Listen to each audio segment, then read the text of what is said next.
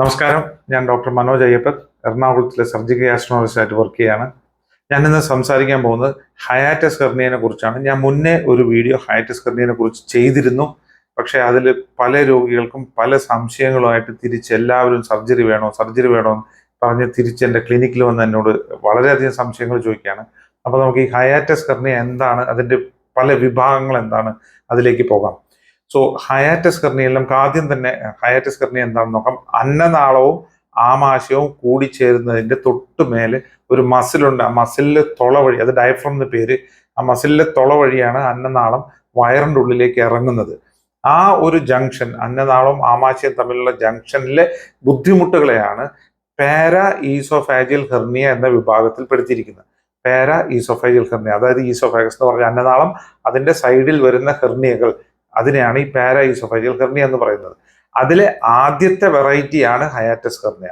So para oesophageal ഹെർണിയയുടെ ഒരു sub ടൈപ്പാണ് ഹയാറ്റസ് ഹെർണിയ. ആ ഹയാറ്റസ് ഹെർണിയ കൂടാതെ വേറെ 3 തരത്തിലുള്ള പാരാ ഈസോഫാജിയൽ ഹെർണിയ ഉണ്ട്. ഈ ഹയാറ്റസ് ഹെർണിയയിൽ ഈ അന്നനാളം പതുക്കെ മേലേക്ക് വലിഞ്ഞ് അതിനോടൊപ്പം ആമാശയവും നെഞ്ചുകൂടിനുള്ളിലേക്ക് പോകുന്നതിനെയാണ് ഹയാറ്റസ് ഹെർണിയ അല്ലെങ്കിൽ ടൈപ്പ് 1 പാരാ ഈസോഫാജിയൽ ഹെർണിയ എന്ന് പറയുന്നത്. അടുത്ത പാരായിസോഫേജിയൽ ടൈപ്പ് 2 ആണ്. അതിൽ അന്നനാളം അവിടെ തന്നെ നിന്ന് ആമാശയം മേലെ കയറുകയാണ്. പിന്നെ ടൈപ്പ് 3 ഉണ്ട്, അന്നനാളവും ആമാശയവും ഒരുമിച്ച് മേലേക്ക് കയറുന്നു. പിന്നെ ടൈപ്പ് 4, അതിൽ അന്നനാളവും ആമാശയവും അതുകൂടാതെ മറ്റ് അവയവങ്ങളും കൂടെ നെഞ്ചുകൂടിനുള്ളിലേക്ക് കയറുന്ന വിഭാഗമാണ്. അങ്ങനെ 4 തരത്തിലുള്ള പാരാ ഈസോഫേജിയൽ ഹെർണിയാസ് ഉണ്ട്. അതിൽ ആദ്യത്തെ വിഭാഗമാണ് hiatus hernia, type 1 para esophageal hernia അല്ലെങ്കിൽ ഹയാറ്റസ് ഹെർണിയ. ഈ ഹയാറ്റസ് ഹെർണിയയിൽ തന്നെ 4 ഗ്രേഡ് ഉണ്ട്. അതിൻ്റെ ബുദ്ധിമുട്ടുകൾക്കനുസരിച്ച്, അതിൻ്റെ എൻഡോസ്കോപ്പി ചെയ്യുമ്പോൾ അതിൻ്റെ കാഠിന്യം അനുസരിച്ച് അതിനെ 4ആയിട്ട് വിഭജിച്ചിരിക്കുകയാണ്. ടൈപ്പ് 1, ടൈപ്പ് 2, ടൈപ്പ് 3, ടൈപ്പ് 4 എന്ന്. അപ്പം അതാണ് ഈ ഹയാറ്റസ് ഹെർണിയയുടെ സബ് ടൈപ്പ്. സോ അതിനെ ഗ്രേഡ് എന്നാണ് പറയുക. പാരായിസോഫേജിയൽ ഹെർണിയന് ടൈപ്പ് ആണ്, type 1, type 2, type 3 and type 4. അതിൽ ടൈപ്പ് 1 ഹയാറ്റസ് ഹെർണിയയിൽ 4 ഗ്രേഡുകൾ, കാഠിന്യം അനുസരിച്ച് 4 ഗ്രേഡുകൾ. അതനുസരിച്ചാണ് നമ്മൾ സാധാരണ ശസ്ത്രക്രിയയെല്ലാം നിശ്ചയിക്കുന്നത്. അപ്പോൾ അതിൽ സാധാരണ സിംറ്റംസ്, ലക്ഷണങ്ങൾ, ഈ ഹയാറ്റസ് ഹെർണിയയുടെ ലക്ഷണങ്ങൾ നെഞ്ചരിച്ചിലാണ്. ഹയാറ്റസ് ഹെർണിയയിൽ ആസച്ച് ലക്ഷണങ്ങൾ വളരെ കുറവാണ്.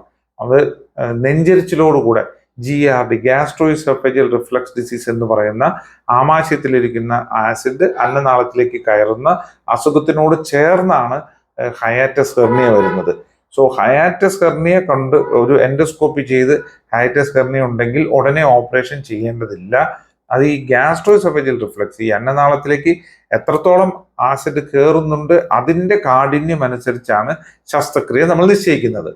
അതില്ലാതെ തന്നെ ഹയാറ്റസ് ഹെർണിയയിൽ ചില പേഷ്യൻസിന് ടൈപ്പ് 4, ഗ്രേഡ് 4, അതായത് ഗ്രേഡ് 4 വരുമ്പോൾ ചിലപ്പോൾ ഭക്ഷണം കഴിക്കുമ്പോൾ നെഞ്ച് വേദന, അങ്ങനെയുള്ള ബുദ്ധിമുട്ടുകൾ വരികയാണെങ്കിൽ ചിലപ്പോൾ നമ്മൾ ശസ്ത്രക്രിയ സജസ്റ്റ് ചെയ്തേക്കാം. പക്ഷെ അങ്ങനെ ഇരുന്നാലും എടുത്ത ഉടനെ നമ്മൾ സർജറി ഒരിക്കലും ഒരു ഹയാറ്റസ് ഹെർണിയയ്ക്ക് നമ്മൾ അഡ്വൈസ് ചെയ്യില്ല. പേഷ്യന്റിന് പലവിധ മറ്റുള്ള സിംറ്റംസും കൂടെ, ബാക്കിയുള്ള ലക്ഷണങ്ങളും കൂടെ നമ്മൾ അസസ് ചെയ്തതിന് ശേഷമാണ് നമ്മൾ ഇതിന് തീരുമാനം എടുക്കുന്നത്.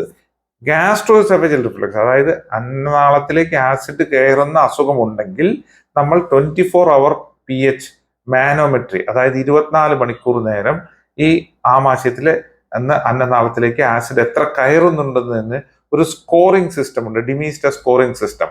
അതെല്ലാം കണ്ടുപിടിച്ചതിന് ശേഷം പിന്നെ ഈ അന്നനാളത്തിനും ആമാശയം ജംഗ്ഷനിലെ പ്രഷർ എത്രയുണ്ടെന്നുള്ള മാനോമെട്രി, ഈ 2 പരിശോധനകളെല്ലാം ചെയ്ത് നോക്കിയതിന് ശേഷം മാത്രമേ നമ്മൾ ഒരു ഹയാറ്റസ് ഹെർണിയ ഗ്രേഡ് 1, ഗ്രേഡ് 2 ഒരു സർജറി നമ്മൾ നിശ്ചയിക്കുകയുള്ളൂ.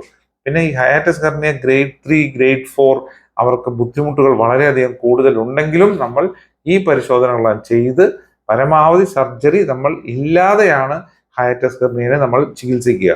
രോഗി പറയുന്ന പല ലക്ഷണങ്ങളും ഹയാറ്റസ് ഹെർണിയ കൊണ്ടായിരിക്കാനുള്ള സാധ്യതകൾ വളരെ കുറവാണ്.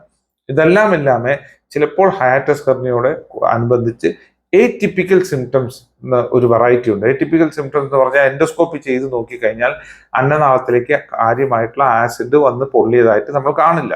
പക്ഷെ രോഗിക്ക് ലക്ഷണങ്ങൾ ആസ്മയായിരിക്കാം, പിന്നെ ഉറക്കത്തിൽ ഞെട്ടി എഴുന്നേൽക്കുക, നെഞ്ചിനുള്ളിലേക്ക് ആസിഡ് കയറി ഞെട്ടി എഴുന്നേൽക്കുക, അങ്ങനെയുള്ള ചില കൂർക്കം വലി, ഇങ്ങനെയുള്ള ചില വിരളമായ സിംറ്റംസ് ആണ് ഏറ്റിപ്പിക്കൽ സിംറ്റംസ്.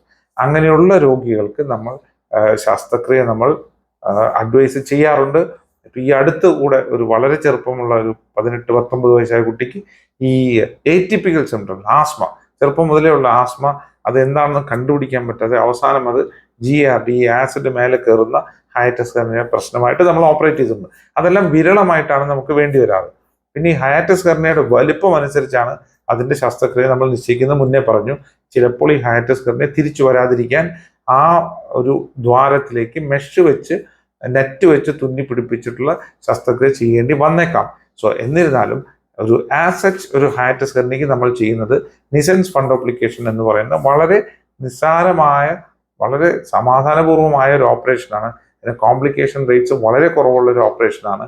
പക്ഷേ അതിന് ചെയ്യുമ്പോൾ നമ്മൾ കീഹോളിൽ കൂടെയാണ് ചെയ്യുക. വേദനയും വലിയ കാര്യമായിട്ടുണ്ടാവില്ല, പക്ഷെ ശ്രദ്ധയോടെ കൂടെ ചെയ്യേണ്ട ഒരു ഓപ്പറേഷനാണ്. ബിക്കോസ് ഈ ഓപ്പറേഷൻ വെച്ചാണ് രോഗി ഇനി വയസ്സാവുന്നവരേക്കും ജീവിക്കേണ്ടത്. അപ്പോൾ വളരെ സൂക്ഷിച്ച് ചെയ്യേണ്ട ഒരു ഓപ്പറേഷനാണ്. പക്ഷേ അത്രയും കോംപ്ലിക്കേഷൻ റേറ്റ്സ് വളരെ കുറവുള്ള ഒരു ഓപ്പറേഷനാണ് നിസൻസ് ഫണ്ടോപ്ലിക്കേഷൻ. ഭയപ്പെടേണ്ട ഓപ്പറേഷൻ അല്ല, പക്ഷേ കറക്റ്റ് ഇൻഡിക്കേഷൻ, ശരിയായ ഇൻഡിക്കേഷന് വേണ്ടി മാത്രമേ ഹയാറ്റസ് ഹെർണിയയ്ക്ക് ഓപ്പറേഷൻ ചെയ്യാൻ പാടുള്ളൂ. എൻ്റെ മുന്നേ വീഡിയോ കണ്ട് ഒരുപാട് പേഷ്യൻസ് എന്നെ ഫോൺ ചെയ്യുകയും ക്ലിനിക്കിൽ വന്ന് ഈ ഗ്രേഡും ടൈപ്പും തമ്മിലുള്ള ഈ ഡിഫറൻസ് മനസ്സിലാവാതിരുന്നതിനാലാണ് ഞാനൊരു ക്ലാരിഫിക്കേഷന് വേണ്ടി ഈ വീഡിയോ ഇടുന്നത്.